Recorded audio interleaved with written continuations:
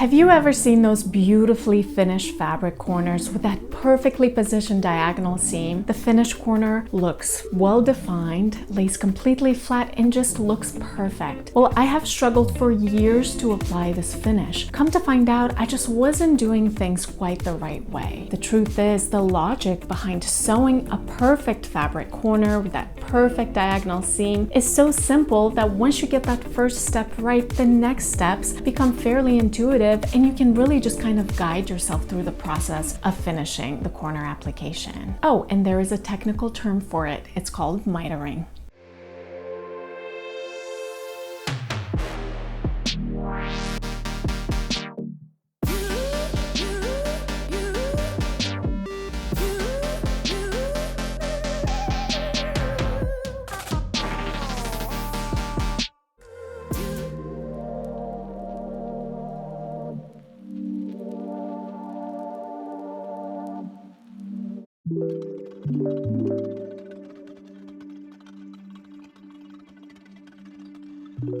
Mitering is used to finish fabric corners. It entails sewing two corner edges together such that they create a diagonal seam.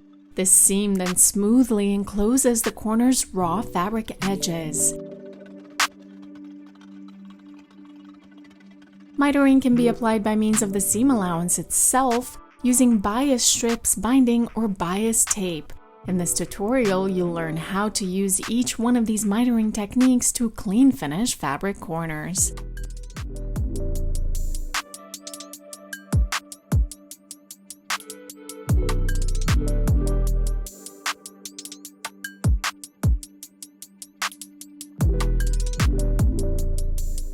Perhaps the easiest of all mitering techniques, this one uses the existing vertical and horizontal seam allowance to enclose all raw edges into a diagonal corner seam.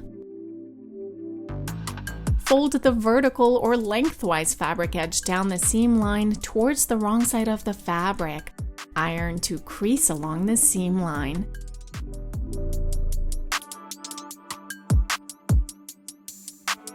In this case, it helps to transfer the seam lines directly to your fabric. Repeat the folding and ironing process on the horizontal or crosswise edge intersecting the corner. In a traditional garment, this edge usually corresponds to the hemline. Open the folded edges to expose the fold lines. Looking at the corner, the intersecting crease lines create a replica of the outer corner edges. With the fabric wrong side up, fold the fabric corner in diagonally towards the wrong side of the fabric such that the inner crease corner intersects this diagonal fold. Iron the diagonal fold in this position. Open the folded corner to expose the freshly formed diagonal crease line. Fold the corner with fabric face sides touching such that the vertical and horizontal edges are aligned. Insert pins to secure the corner in this folded position. With this placement, that diagonal crease splits in half and both sides end up overlapping as shown.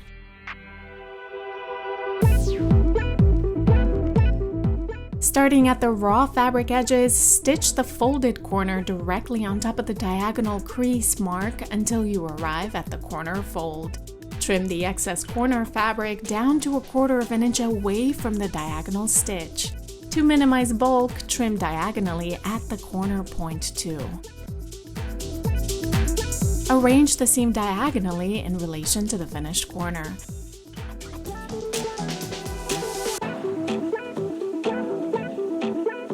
Iron the 1/4 inch seam allowance edges open as shown. Flip the finished corner on its right side. The lengthwise and crosswise folds should naturally fall into place. Iron the finished edges one last time.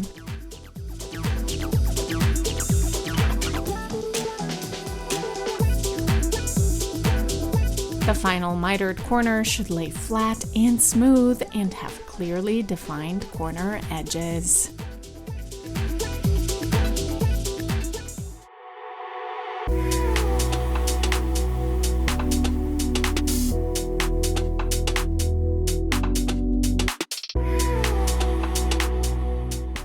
To complete this mitered corner finish, cut a bias fabric strip measuring 1.5 inches or 2 inches in width. In this example, the 1.5 inch width is used.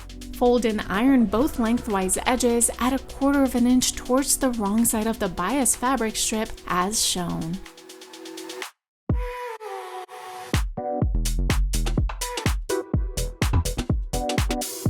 Trim the garment's vertical and horizontal seam allowances down to 1/4 inch.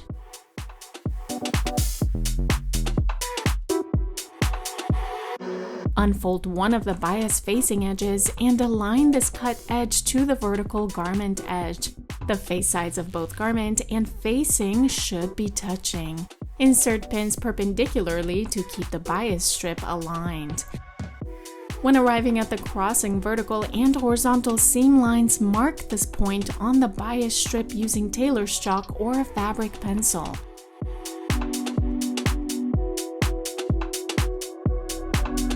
Machine stitch the bias strip layer for a 1 inch length on both sides of the marked point. Follow the fold line as a guide. Clip the bias strip from the cut edge to the point, being careful not to cut through the actual stitching. Continue aligning the bias strip to the garment horizontal edge.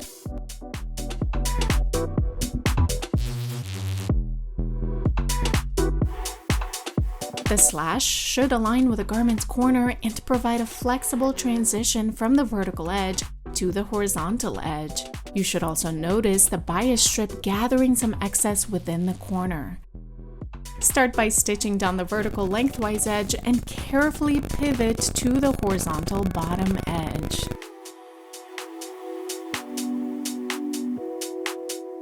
Now let's handle the excess at the corner.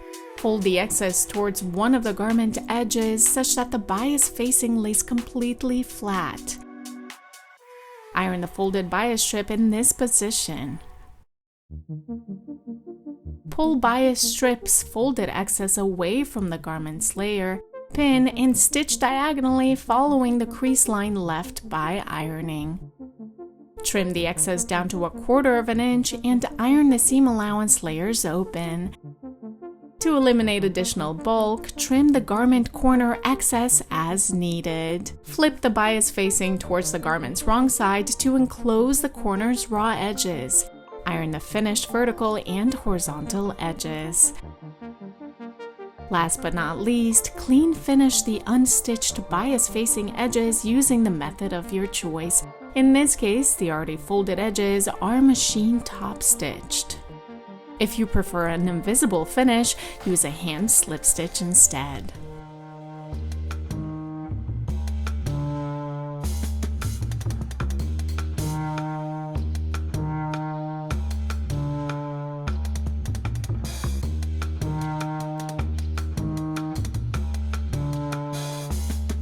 In this example, a single fold binding is used.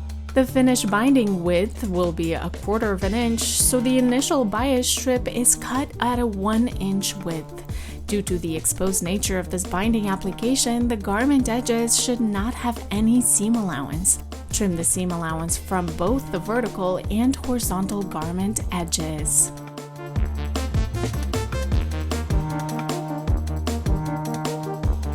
Fold and iron the single layer binding at 1/4 inch on both lengthwise edges. Fold towards the wrong side of the bias strip as shown. Open one of the binding's folded edges and align it to the garment's vertical edge such that the fabric face sides are touching and edges align. Insert pins horizontally to keep the layers in place.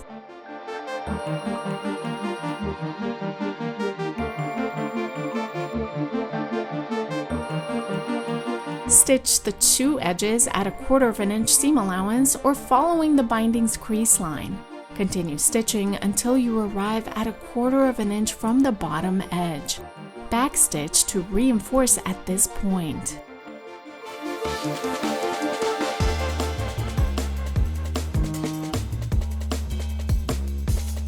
At the corner, fold the bias binding such that the fold created by the excess aligns with the garment's vertical edge. Doing so will naturally align the rest of the bias binding to the garment's horizontal edge. Align and pin the rest of the binding to the garment's bottom edge.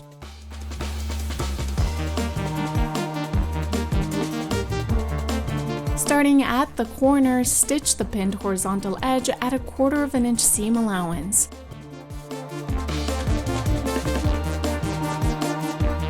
Flip the bias binding towards the inside of the garment, enclosing all raw edges underneath.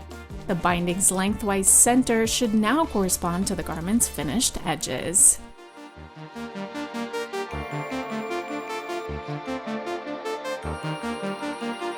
To stabilize, iron the bias binding in this position.